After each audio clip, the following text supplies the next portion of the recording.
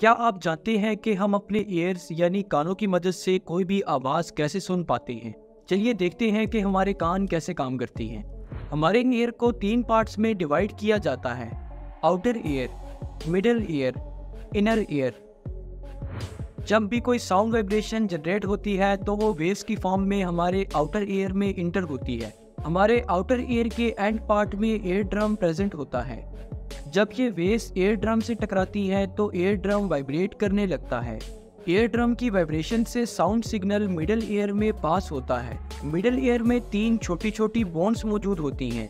इन bones को malleus, incus और states का नाम दिया गया है और कंबाइनली इन बोन्स को ऑसिकल्स कहा जाता है। ये बोन्स ईयर ड्रम की वाइब्रेशन की वजह से हरकत में आती हैं और साउंड सिग्नल्स को इनर ईयर तक पहुंचा देती हैं।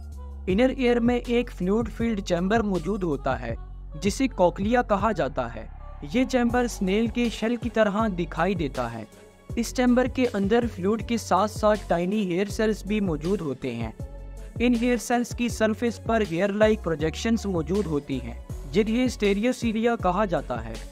जब मिडल ईयर में मौजूद बोन साउंड सिग्नल को एम्पलीफाई करके कोक्लिया में सेंड करती हैं तो कोक्लिया में मौजूद फ्लूइड हरकत करने लगता है। फ्लूइड की मूवमेंट से स्टेरियोसीलिया भी मूव करते हैं जिससे साउंड सिग्नल हेयर सेल से होता हुआ कोक्लियर यानी ऑडिटरी नर्व में सेंड हो जाता है। ऑडिटरी नर्व से फिर ये साउंड सिग्नल इलेक्ट्रिकल इम्पल्सेस की फॉर्म में ब्रेन को पहुंचता है और फिर ब्रेन उस सिग्नल को प्रोसेस करके बताता है कि कौन सी साउंड उस तक पहुंची है।